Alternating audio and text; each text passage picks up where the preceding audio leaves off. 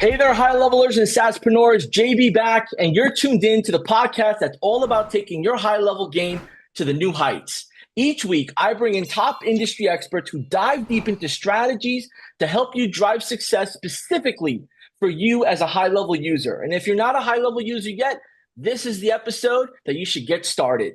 Whether it's getting more customers, leveling up your game, your knowledge, or just supercharging your high-level strategy, we've got you covered today in today's episode. Today, I'm joined by Sebastian Rusk, the founder of Podcast Launch Lab. He's been doing this since 2016. He's been on a variety of stages with Gary Vee, Damon John, Ryan Dice, Perry Belcher, to name a few, and has become the go-to source to get a podcast launched in the online influencer and business community.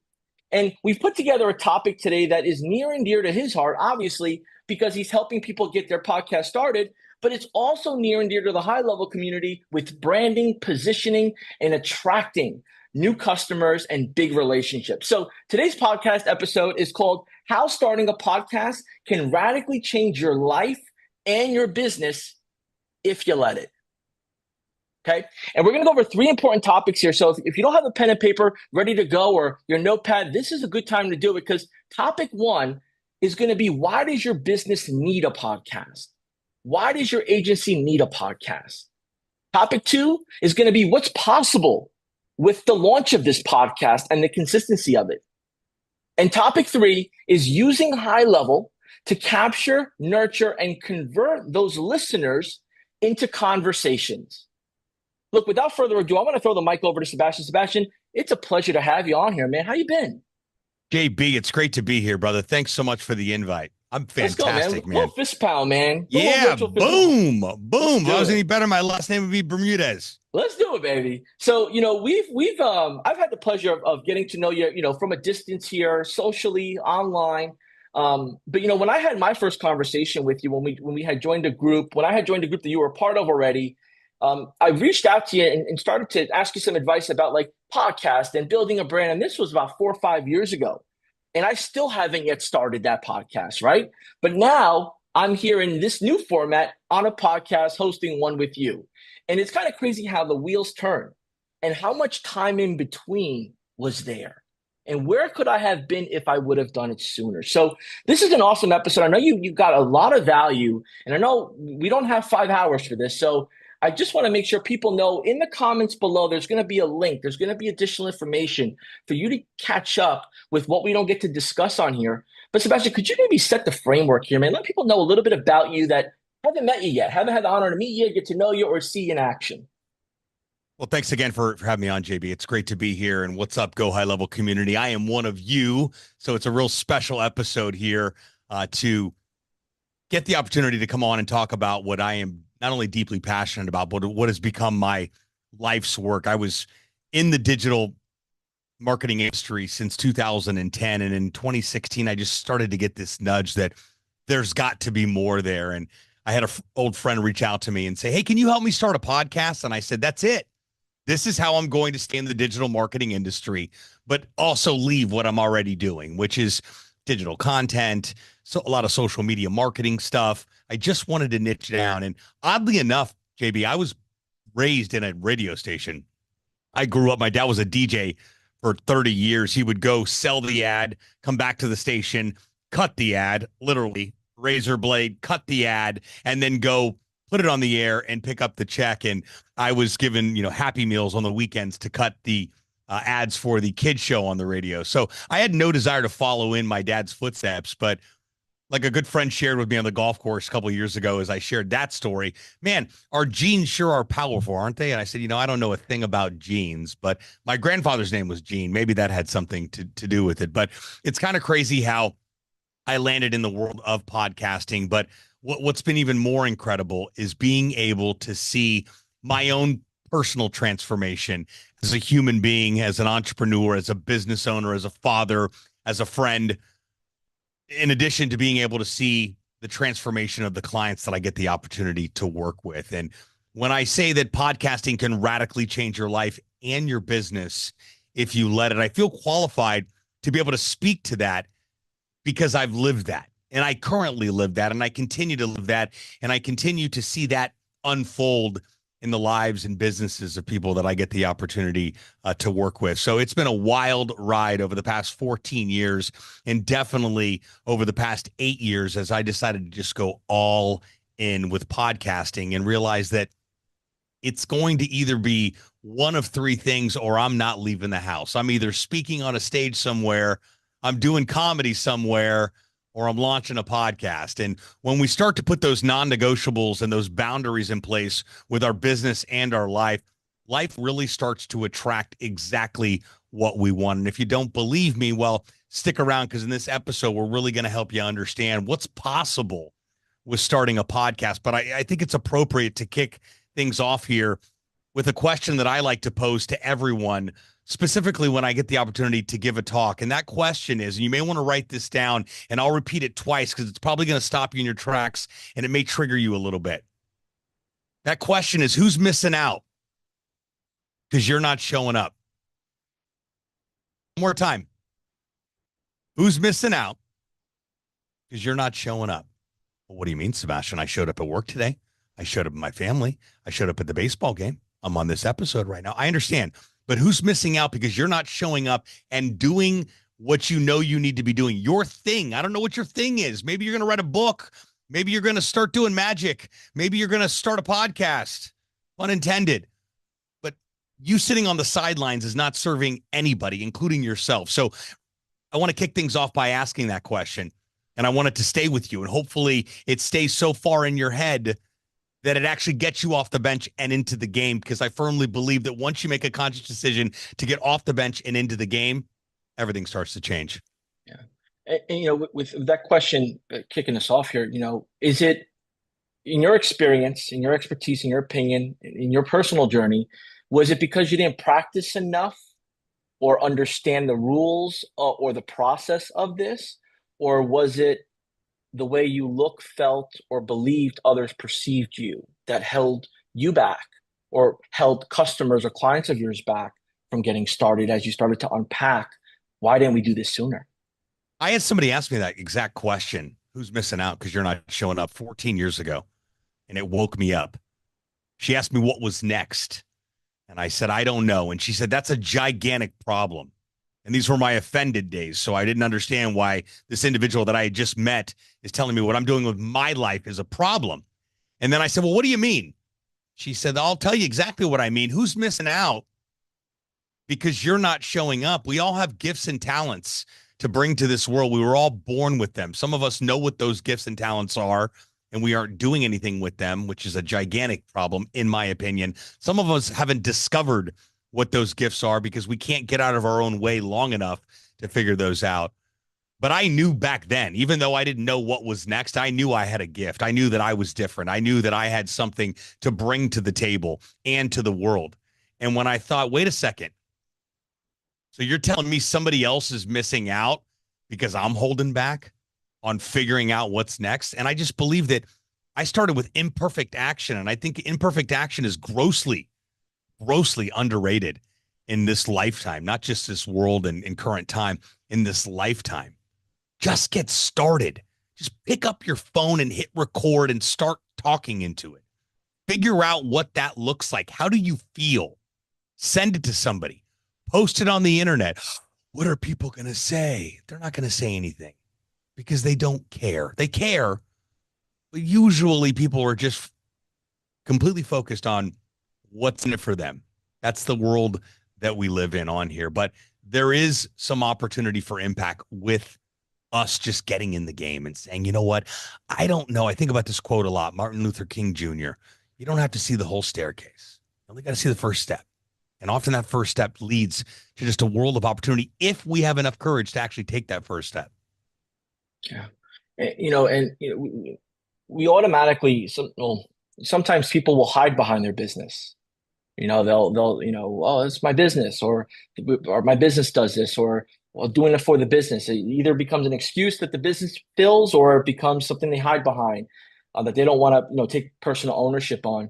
But for this podcast, it's a person first. It's you first that has to look in the mirror and prepare to go out to the marketplace. It's not hiding behind the logo or the company or the slogan. For somebody that, what are some action steps or some coaching that you could share on for someone to start opening up that guard of, maybe they didn't have the opportunity like you had to have that question that impacting your life, but like, what could they do now to like, all right, I got to start doing this, this, and this, so I could at least take the first step. Is it, what is it? And I'll give you an example. Maybe somebody, is not confident in how they look because they feel like how they talk, they have some sort of speech impediment, or they're unsure of maybe their skin, something, the eyes will share and tell. How does somebody battle that and say, I don't care, imperfect, just go at it? I think it's a declaration. I think there's a tremendous amount of power involved with making a personal declaration to say, I'm doing this because I said that I'm doing it. I often tell the story of Steve Jobs inventing the iPhone. 30 years ago, I called you and said, hey, JB, 30 years from now, we're going to be holding this device in our hands and we're going to be able to call anybody in the world at any given time. We're going to send these things called text messages. We'll be able to send video and pictures, and we'll be able to video chat, like the stuff we used to see at Epcot when we were kids. You would tell me that I was completely out of my tree. And a lot of people probably told Steve that. But Steve Jobs said, I'm inventing the iPhone because I said that I'm inventing the iPhone. So that personal declaration is step one. I'm doing it because I said that I'm going to do it. It also creates a tremendous amount of momentum for us as well. But being able to silence what I like to refer to as that BS story in our head. I'm going to look like crap, sound like crap. Nobody's going to listen. I remember that time in the school play in third grade when everybody laughed at me, and we carry these things with us. But I often remind people that, yes, you can. I want to set the record straight and clear the record that, yes, you can. And they're like, wow, this is kind of cheesy and woo. And I said, yeah, well, sometimes we need a little bit of woo and a little bit of cheese to get us going. And the reason why is that somewhere along the line, someone told us that we couldn't do something, and we believed them. And even worse, we took it a step further and we started to live our lives according to that story that wasn't even true. We started to write a narrative of what that perception from that individual's opinion was and lived our life based on it, which is just lunacy. If you really start to think about it, you're like, wait, one knucklehead gave me their opinion. I took it to heart and I stopped doing what I really wanted to do because of someone else's opinion. And instead of just being able to let it go off, you're like a water off a duck's back and just saying, hey, you know what? It was just an opinion. That was it. It was just something somebody had to say. It doesn't define who I am. Yeah. How And we, how we go ahead. sound and how we look has nothing to do with what we think about. I didn't mean to cut you off there, but it's so relevant to what we're talking about right now. I have a picture hanging in my kitchen from my good friend Hugh McLeod, known as Gaping Void, the entrepreneur artist. And it says, you can't read the label of the jar that you're in. And that makes so much. My sister gave it to me because anytime I've been critical on myself, that quote reminded her of me. And it's so true. And I'm so glad that she gave that to me because I often use it now in the work that I get to do and the talks that I get to do, and remind people what you think about yourself is not what other people see. What you think you sound like, look like, it's all, again, another made up narrative that you think. And it also leads to other people missing out because it often holds us back from really stepping in to who we are and stepping into our power as a human being and being able to put our gifts and talents on display. Yeah. And, as those that are listening to this now, right? Like, the reason why I wanted Sebastian to speak to all of you is because we're getting into an age right now that of marketing, that it's the reinventing of your mission, your purpose for you as an entrepreneur, owner, operator, partner, and then your actual business brand. It's like you have two uh, pieces running parallel with each other with the same mission, you and your brand, because people are doing that extensive research of you and finding out your brand or your brand and who's behind it.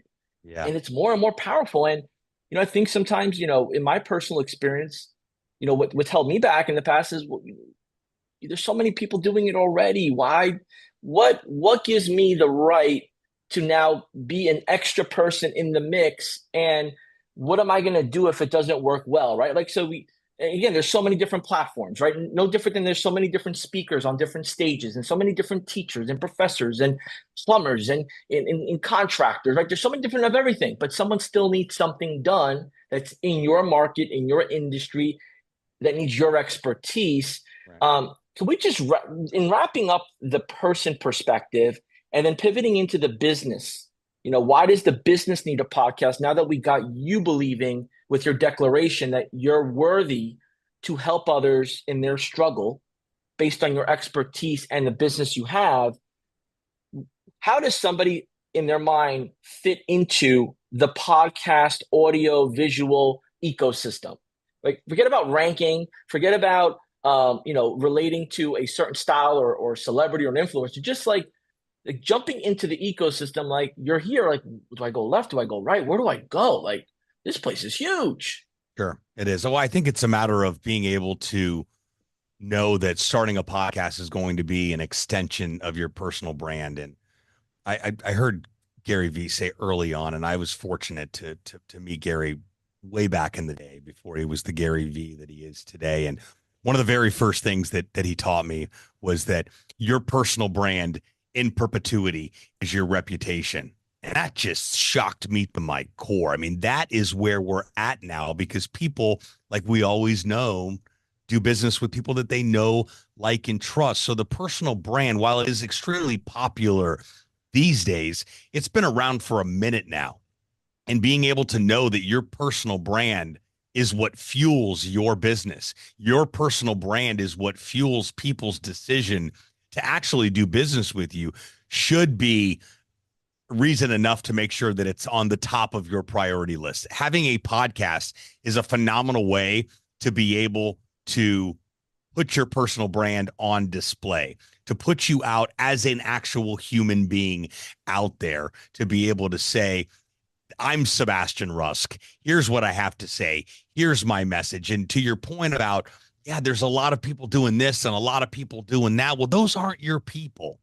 You've got a message that's unique to you. You've got a community that you're building that is unique to you. Your community may just want to buy from you and not buy from Jim or Sally or the other half a dozen thousand people out there doing something similar. No one's doing anything the way that you're actually doing it. But when we talk in the realm of a podcast for your business, there are two reasons that I firmly believe that any entrepreneur or business owner should start a podcast. And it's not to become the next Joe Rogan. It's not to have a bazillion downloads. It's not to have gigantic sponsorship opportunities. Sure, all of those things are possible.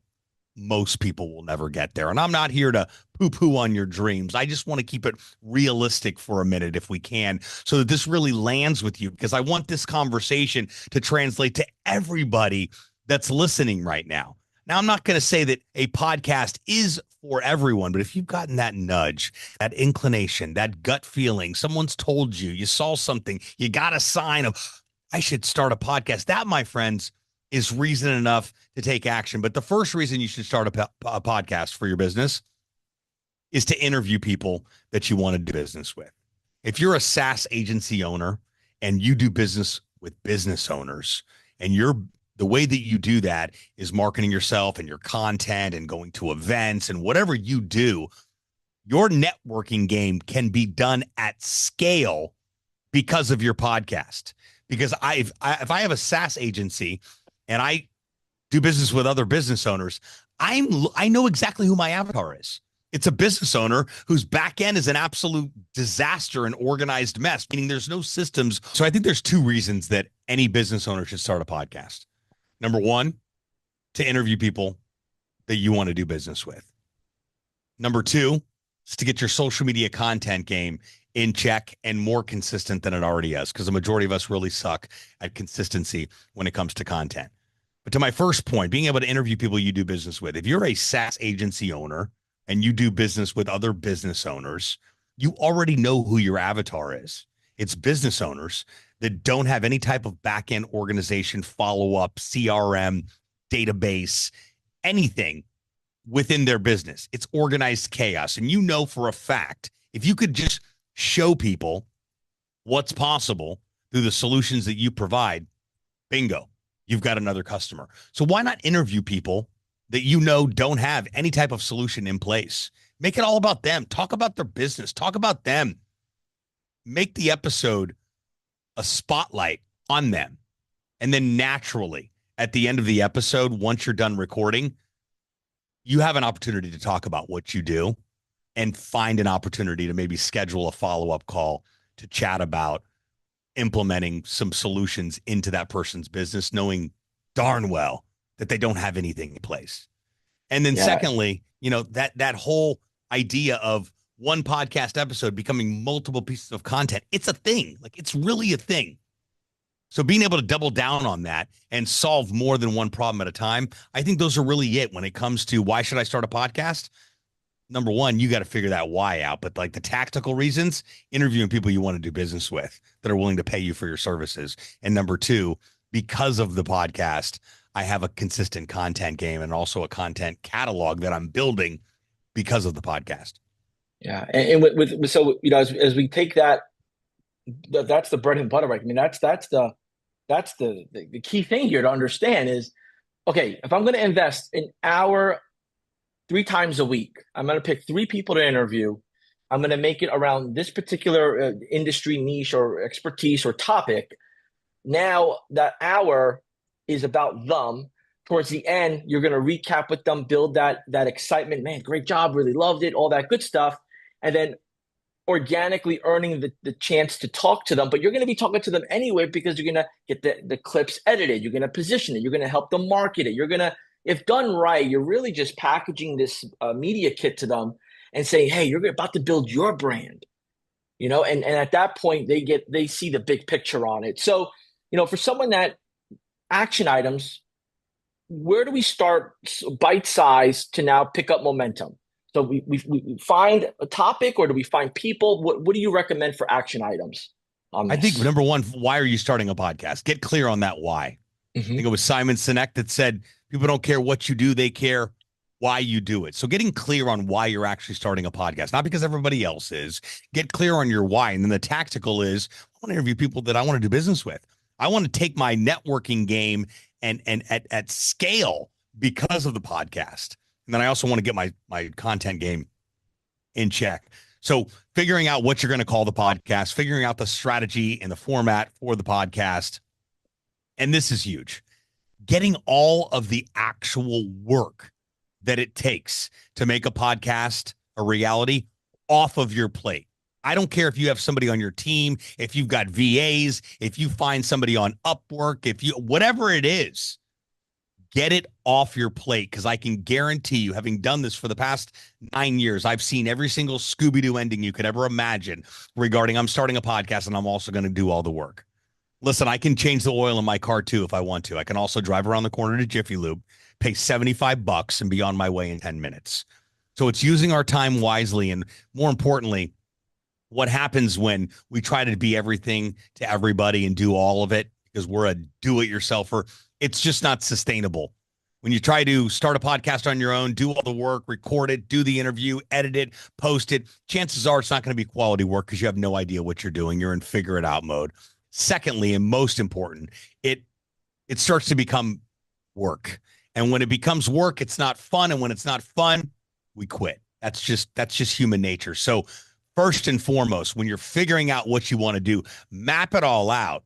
And then also map out that delegation as well. And if you're listening to this right now, I keep using SaaS agency owners as an example because I think it's a good example, because I think that's a majority of who we're talking to here. Could you imagine onboarding a new client? We probably remember your early days when you first started, onboarding a new client and then doing all the work. Spend your whole weekend building out automations and funnels. Good Lord. I'd rather wake up in the morning, punch myself in the face, and eat my pillow than edit a podcast episode.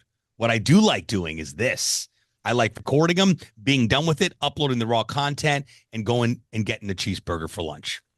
That's what I like doing. And I think everybody can that resonates with a lot of people. And I'm just getting started. I really can't afford it. Listen, there are some cheap freelancers out there Trust me when I say you can find somebody out there that's willing to meet your budget needs on what you're doing. Get it off your plate as soon as possible. Maybe you're listening to this right now and you're like, I want to do this, but I don't want to do any of the work. I already know I can get it delegated. Where do I start? Well, there are a ton of solutions out there that can help you make that a reality. And this is not any stretch of imagination of a pitch at all, because that's what we do. Duh. It's obvious.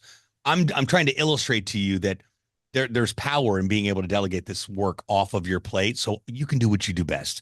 Run your business, grow your business, interview business owners you can do business with, and not have to get bogged down in the trenches of podcast editing hell, is what I like to refer to it as.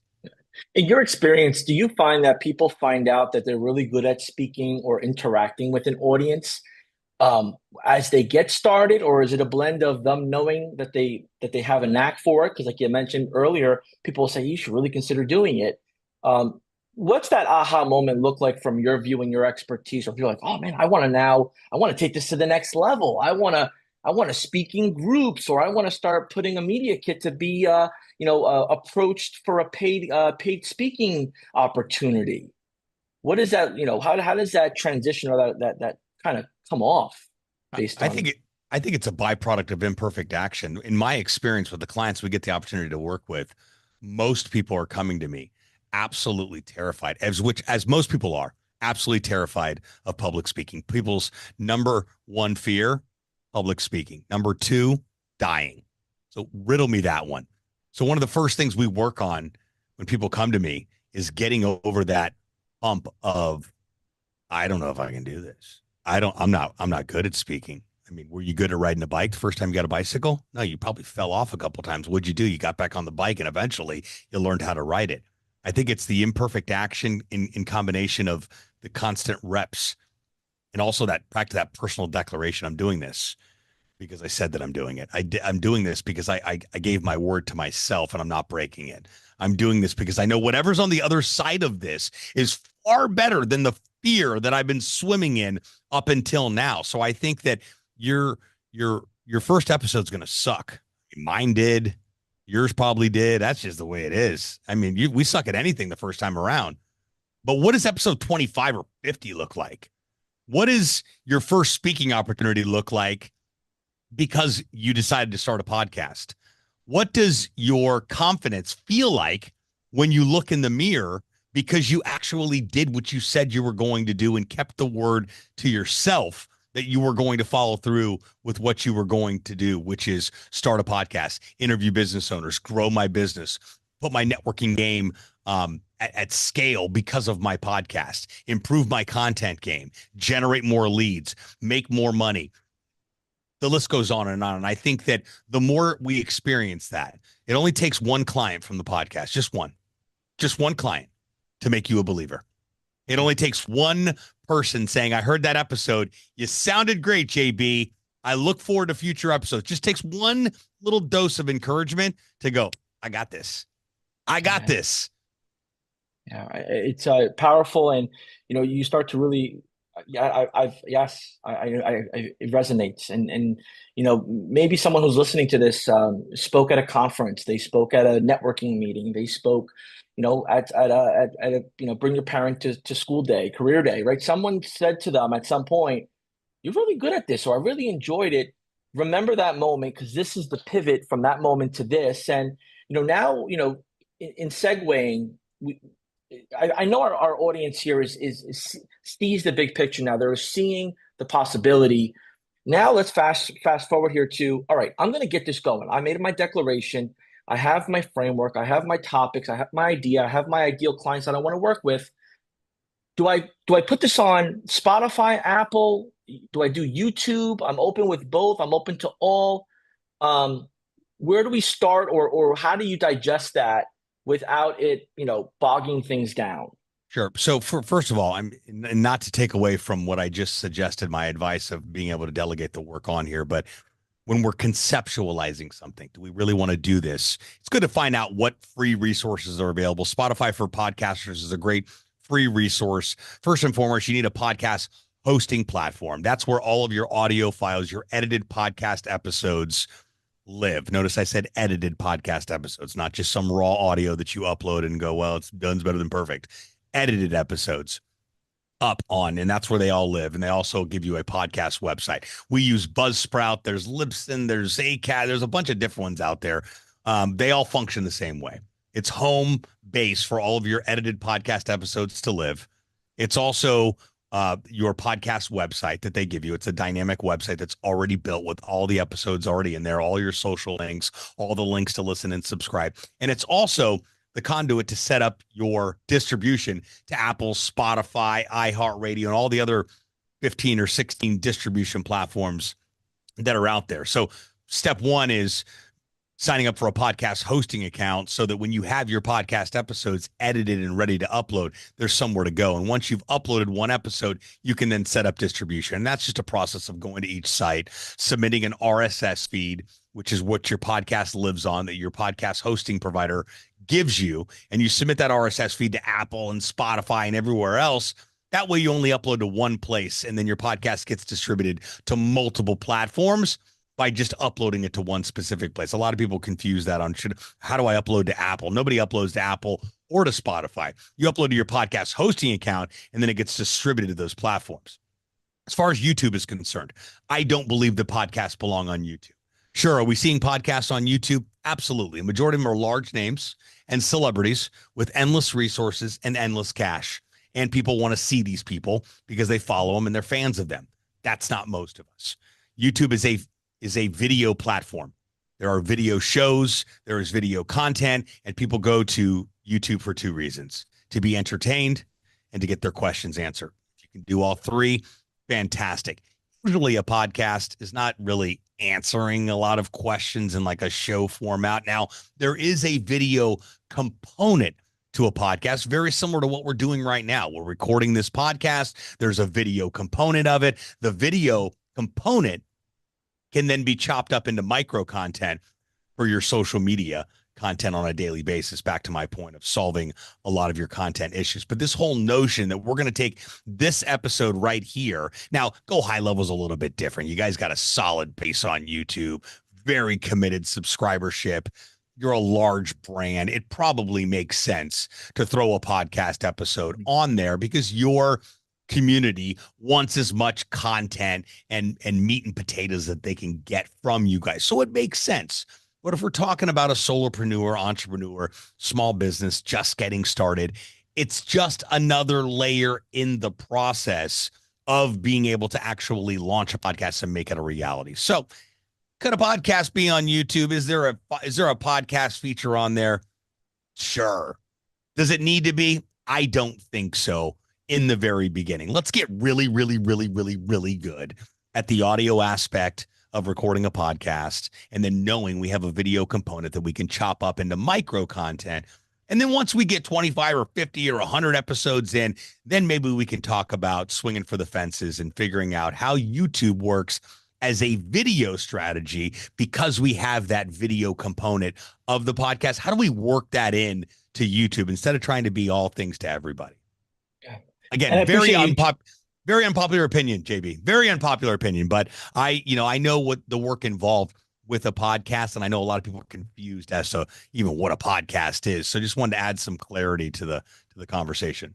It's received very well, and those that are experienced or are watching this, they understand it. Those that are new to it maybe are not understanding why you're positioned that way. But just internally, we have two team members that they spend time chopping it up and doing the manual captions to it, because not everything is perfect and it takes hours.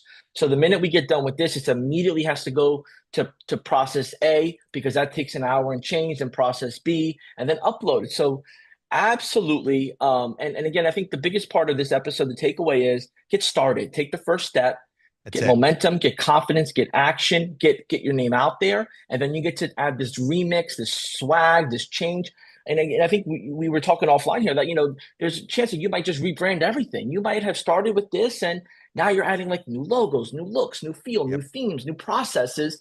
And that was just like the starting point. So like you said, imperfect start is better than none. And now, could you share a little bit of what you've seen? Like, so, you started your podcast 9 years ago. Times evolved. There's no guarantees that you start it, you get anything. Results will vary. Content varies. Audience vary. Um, what have you seen that how have you monetized? Let's just get right to it. How did you monetize your time and your branding of your personality and what you love to do to help others? I interview business owners that don't have a podcast And and and then need and one. and then so that evolves. You do, let's say, 10, 15 episodes. Have you have you had things happen where people will reach out and want to pay you to do this one-to-one coaching, Yeah, that's the training? Like, idea. Yeah, I get you on my podcast. I uh-huh. interview you about your business, and at the end, I go, JB, when do you start a podcast, dude? Let's Yeah. go. You can be interviewing people you can do business with. You can 10x your business because of the podcast. You can take your networking game and completely at scale make it one of your main lead generation tools because you've got a podcast that you can easily say, listen, if I call you and I want to pitch you something, it's not that easy to get you on the phone. If I call you and go, JB, I want to get you on the podcast, your ego's like, absolutely, let's ride. And when we get done and I go, JB, when do you start podcast, man? You expect me to tell you that. You expect me to say that to you. So it's a natural progression of conversation. And that's not just for people who want to start a podcast. Fill in the blank.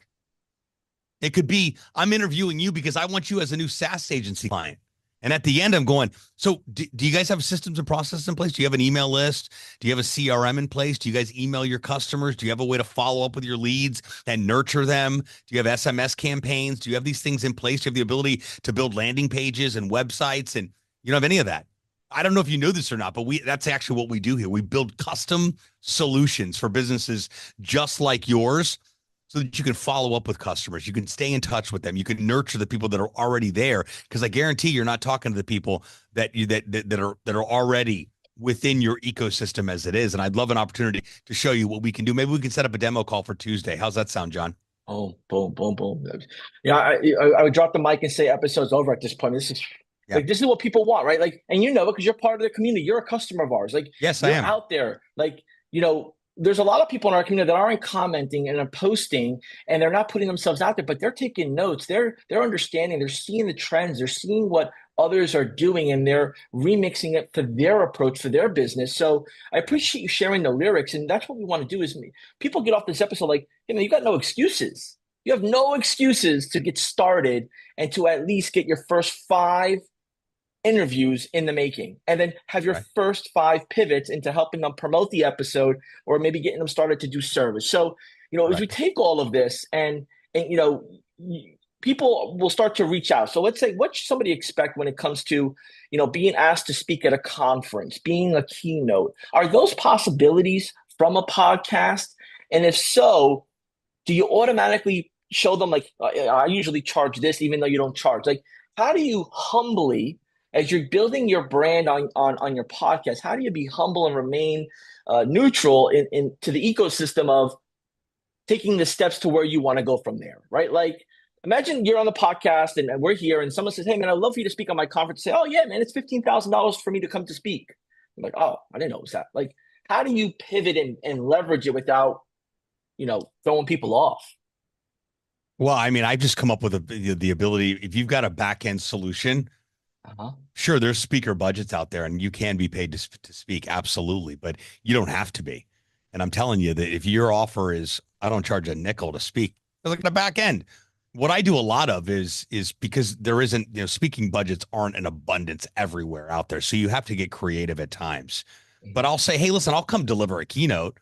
Give me a sponsor booth. Pick up my hotel room.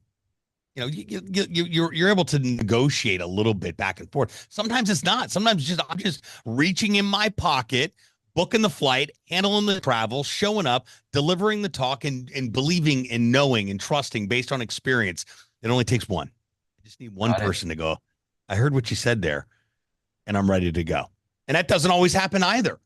But knowing that is the process, that is my model. Speaking on stages, being in the right rooms. That's where you and I met, being in the right rooms together, masterminds, right rooms, the right strategic places to actually be in that you can leverage. But the speaking game is very difficult to figure out, and it takes a very long time to establish yourself as a speaker. I've been doing it for 15 years.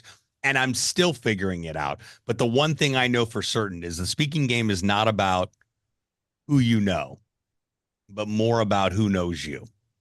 And people will start to know who you are based on how you're showing up with your content and how you show up online. So if you've been sitting on the fence and you're behind the scenes and you're not real active and I should post, but I don't, but I can be doing this, but I don't on here. Well, don't be surprised why the opportunities are not, people are not beating your door down for those opportunities, because you've got to show up, because somebody's watching somewhere. Somebody's consuming your content somewhere. I had a sales call last week. I said, "Where'd you find me?" She said, "Google." Asked me how much SEO work I do. You know what the SEO work was? My content over the past 15 years. She saw a post somewhere indexed on the second page of Google, some tweet or post or LinkedIn post or something showed up, and she called me and she goes, "You're my guy." I mean, it felt like it was a referral from a good friend. I don't know her from Adam. She consumed the content before meeting you. She must have binged. Correct. I've had that happen on YouTube too. There's not a better feeling. You know, YouTube has been a wild journey because it's long form content, the whole nine. But I'm a YouTube creator. I get a check from YouTube every single month. Not a lot, a couple $100 a month, but it's fun to get a check from YouTube. And I've had people call me and go, "I just found you on YouTube. I binge watch your whole channel. You're my guy." I mean, I'm talking hook, line, and sinker. Send me the invoice. I'm ready to go. Let's start tomorrow. There's not a better feeling than that. There isn't, man. I can imagine. I got goosebumps. I mean, the hairs are popping up here, and I think that's important now. Now, as a SaaS agency, let's make it about their customer. They have a chiropractor. The chiropractor is great at what they do. They have a personality. They haven't pulled the trigger on getting on a platform or a microphone. Now they're offering this either as an in-house service, or they're outsourcing it, or they're doing whatever they do, or they're at least just getting them inspired for content curation so that way they could fuel the campaign. And now you take that to a plumber, and you take that to all these different types of industries that they may be serving, whether it's small business, medium, or enterprise. Now you're the subject matter expert, and now they stick with you even longer because you gave them the life-changing advice that no one else did. And you did something for them. Oh, man. Right out of the gate, you did something for them versus asking, which is what most people are doing when it comes to prospecting. You're showing up and you're telling somebody what they want to hear in an effort to get them to give you money, versus showing up and going, "I don't need a nickel from you, man. I just want to know about you and what fires you up, gets you excited. Tell me about your business. How'd you start doing this? What are you focused on? And how can I help you? In addition to this episode, what can I do for you?" What happens? Gary Vee calls that guilting people into wanting to help you. You've done so much for them. His third book, Jab, Jab, Jab, Right Hook, is a boxing acronym from the jabs are the giving. The right hook is that one ask. Jab, jab, jab. Notice there's 4 jabs and 1 right hook. The right hook is finally going in and saying, "JB, do you mind doing this for me?" You're like, "Dude, say no more. Say no more." Are you kidding? Of course. I can't believe you would even ask. You know the question. You know the answer already. As much as you've shown up for me, much as you've done for our business, absolutely. That's how you show up in the world. That's how you win. And thank you for sharing that, because, whether it's, male entrepreneur, female entrepreneur, no matter the ethnicity, no matter the age, there's this human element of, reciprocity. I got you, you got me. Then there's like this inner talk, and then there's like this inner opinion observation. And then it's just like, what's obvious? And I think we forget that we need to like bring all that together, add technology, add expertise, and be in the right room with the right people to share their story. So, I think our audience has got a nice starting point. Whether they take this, they do a transcript to it, whether they binge it, whatever they do, this is what people would pay for as a consultation. They got the consultation. Now it's about leveraging. We got all this done. Could you share a little bit on how you've gone about with, again, not to share everything about your intellectual property and what you do with your business and your process. I don't want you to do that. I just want you to share briefly, how do you capture, nurture, and convert your listeners, which you can't always identify initially, but they're showing up every day like you're showing up, but you can't identify who they are because they haven't opted into anything, or you don't have anything for them to opt into. How did you start to now bring all this marketing that you wanted to shy away from because you wanted to go a different route into now bringing it back to fuel the machine? I think it's just a simple call to action throughout the episode, including your funnel or your opt-in link in the description, the show notes, and within the content that you're going and sharing, and being able to start corralling people that are listening to your content into your actual ecosystem to get them into your funnel. I mean, It's not a better way to say it. But yeah, I think that's where it's at, in consistency and being able to do it. It's tough to track down. I mean, people that are listening to your content, who the heck are these people? How do I get? Well, if they're listening to the episode, you've got to have some sort of call to action in there. If you're listening to this episode, we appreciate you listening to it, and you obviously love our content. I don't know if you knew or not, but we have a newsletter that goes out once a week. You can subscribe to that at ournewsletter.com. There's a link to that in the description of this podcast episode as well. You can also go to our website and subscribe there. We want you in our community even more than just the podcast. So make sure you go check it out. Again, that's ournewsletter.com. Oh, right. So the lyrics are there. And if you got a podcast already, you're not doing it, you're wondering to keep it going. Well, that's the missing part.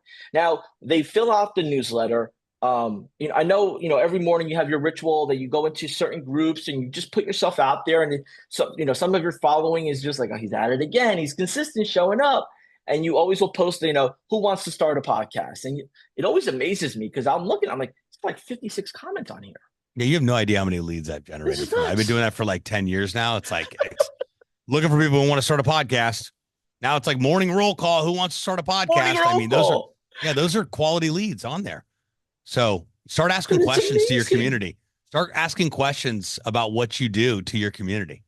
And there's people out there that don't know what you do. We assume people know what we do, but they don't. I agree. And so, they get into your high level. What are some things that you enjoy seeing the result from? So they get into the high level, you send out the newsletter. Is there anything else that you include just to let people just feel like, oh man, I haven't even thought of that. I think that the people booking a strategy call with me to find out how they can hire me because of my content is the most exciting thing that I do. There's not a better feeling than getting a Go High Level text message that JB booked a podcast strategy call. That's the most exciting part. That really is. That lets me know that my efforts every single day, day in and day out for the past 14 years pay off. Not every single day, all day, but they pay off. People come out of the woodwork. I just got a call this morning from an old contact of mine from 14 years ago. She said they want to start a podcast. You were the first person I thought of. I mean, the wild stories that I come up with, I mean, from high school. I mean, like the people that I've met at a networking event 15 years ago now come to me and go, well, you're the obvious choice. And I'm like, well, I guess I am. Why, yes, I am. But it's a matter of showing up every single day. All you got to do is show up once a day and post once a day. That's all you got to do. Yeah, you got to get in there. And I love it, man. And I get excited about it because it's just the obvious. It's the most basic, and it's bringing a consistent result. And it's you start. So for those that get this started now, and now they're like, man, I should have done this sooner. It's frustrating for that short time because it's like I've been missing out, right? Yeah, you have, but it's not too late. Not too late, and I think that's what fuels you from my view is you're so passionate about it. Because you've seen the benefit over the years and now you see other people benefiting. It's like, Why wouldn't I say this out loud from the top of the building to everyone? Yeah. I mean, if you hate money, don't listen to anything I had to say today. I love it, man. Well, there's a whole lot that we could jump into here. And, I want our audience to really understand that this is all about implementation. It's about action. Results will vary. Having the right coaches, and really the right process tuned in is key. Could you just let us know, a day in the life of a successful podcast, reaping the benefits of consistently showing up? What is that like for you?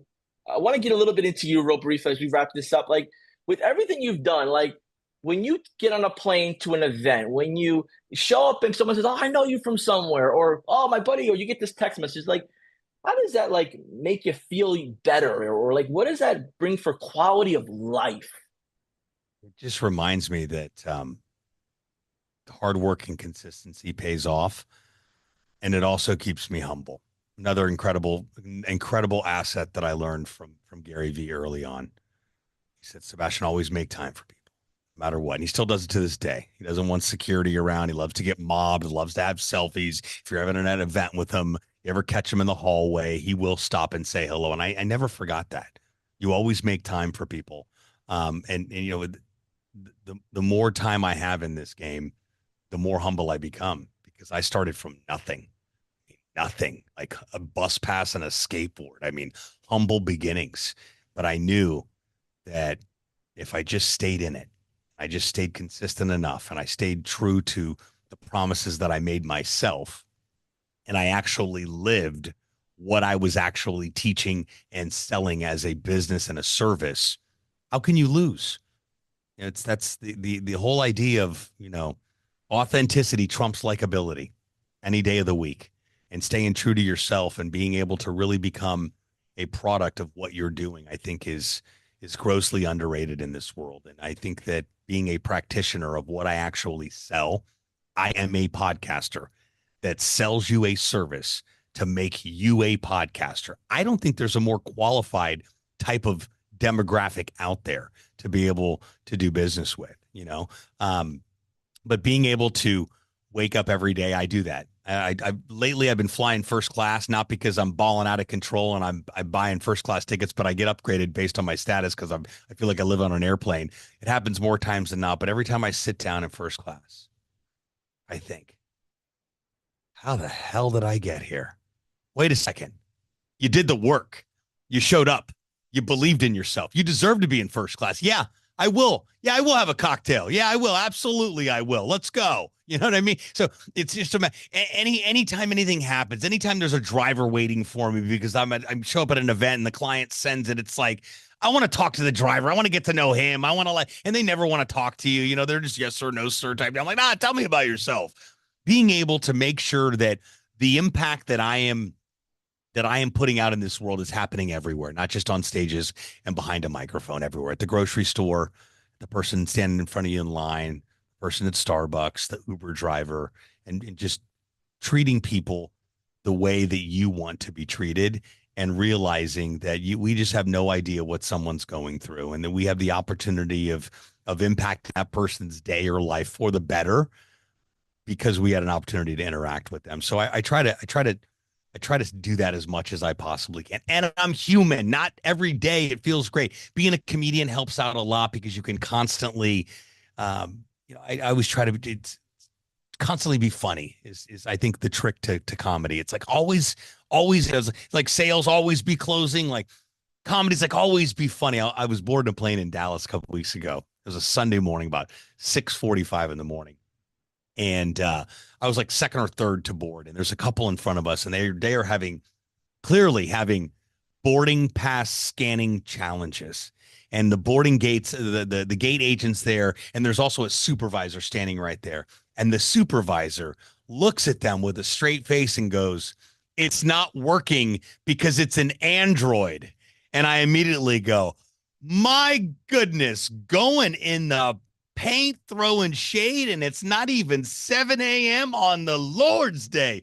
When I say I had that entire gate at DFW rolling at 6:45 in the morning, including the people, obviously the lady was joking, and the couple was cracking up all the way there, and the guy turned around to me and he said, "This dude just said on the Lord's Day."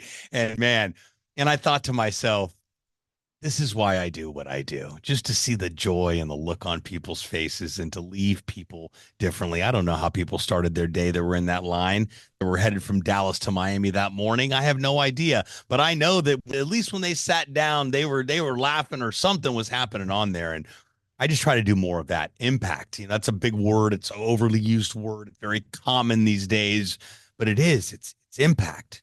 It's like, what lasting impression are you leaving in people's lives? Because you're showing up as your authentic self, and you're not trying to be somebody that you're not. And more importantly, you're actually showing up. So that's what I think about in the day in the life of Sebastian. But I do what I want, when I want, where I want, with whom I want. And that to me is ultimate success, is the freedom. And that's what I've worked for so far. And I feel like I'm still just getting started, but the unique opportunity to have that type of freedom, knowing that the work that I do is also impacting and empowering people to get out there and do something great with their life and their business. It's just not a better feeling, man. Man, thank you. Thank Thank you, you, JB. Sebastian. Yeah, man, I appreciate you really going all in. I appreciate you just really sharing your story, sharing action items, sharing, what fuels you, what to expect, what's hard, what's easy, what's the blend, what's showing up look like. So, look, if you really enjoyed this, there's going to be some links below to connect with Sebastian Rusk, his team.